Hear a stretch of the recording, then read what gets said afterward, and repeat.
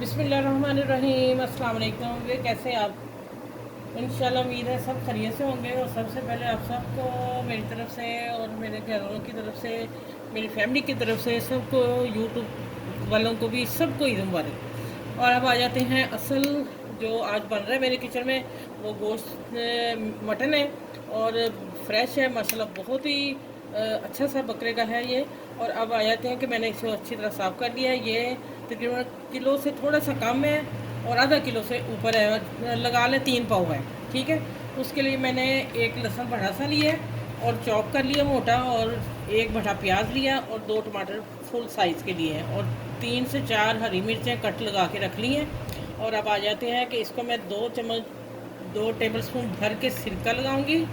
सिरका लगाने के बाद 10 मिनट बाद मैं आप लोगों से मिलती हूँ। बहुत शानदार आज की मटन कढ़ाई बनेगी और आप इंशाल्लाह और आसान तरीके से इंशाल्लाह आप खा के बनाएंगे, खा के हैरान हो जाएंगे। चलिए आगे मिलते हैं। अच्छा, इसको मैंने कर दिया है, सिरका लगा के मैं धो लाई हूँ। देखें वाइट सा हो गया मटन। और अब इसमें डाल रही हूँ ज़बरदस्त मटन की रेसिपी आज आप लोगों को ईद के दिन दे रही हूँ और आपको मज़ा आ जाएगा। आसान है और जो मेरे बहन भाई बाहर रहते हैं उनके लिए बेस्ट है कि आसान सी रेसिपी आपकी अपी दे रही है।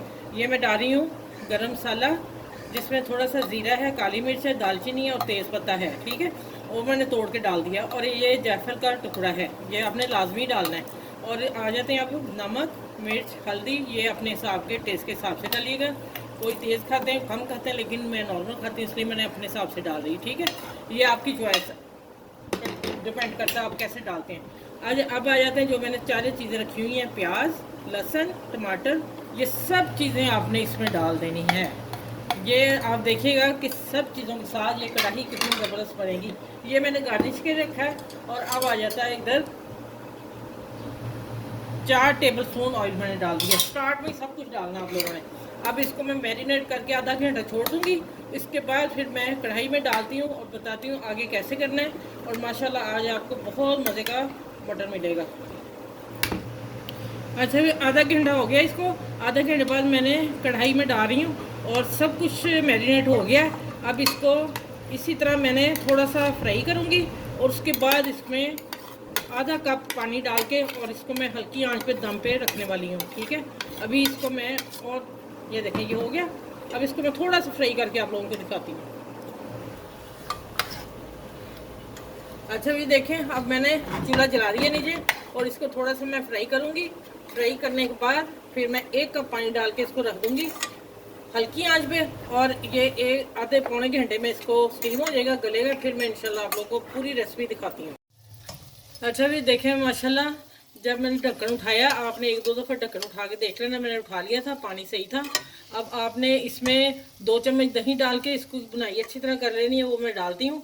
और ये देखें गोश्त मटन गल गया है। देखें चम्मच से मैंने तोड़ दिया, ये देखें, ठीक है। अभी थोड़ा सा मैं दम पे दही डाल के रखने वाली हूँ और यहाँ मैं आपको फाइनल टच दे रही हूँ कि ये मेरी वीडियो यहाँ मुकम्मल है और मैं वो दही लेके आती हूँ।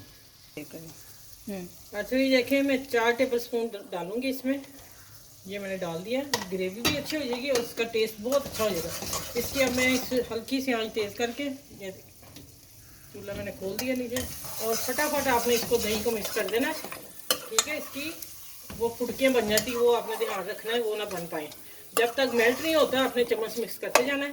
अब माशाल्लाह देखें, मैं सिर्फ इसी बुनाई के साथ ही इसको थोड़ी सी कर लूँ तो मैं इसका ना गार्निश करके बताती हूँ क्या करना है। अच्छा मेरे प्यारे व्यूअर, देखें माशाल्लाह